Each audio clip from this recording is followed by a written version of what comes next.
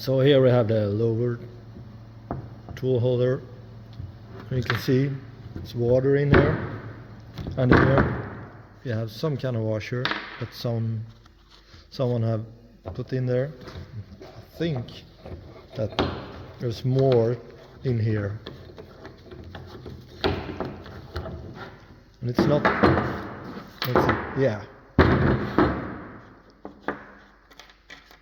Look here. Please don't do this stuff. Have washers, a piece of tool shaft. What's happen is that stuff end up in the perpendicular, and it pushes out the lower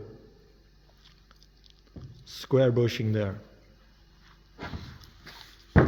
Yeah, we have more. You see, can't even come out. Yeah, look. Absolutely not recommended.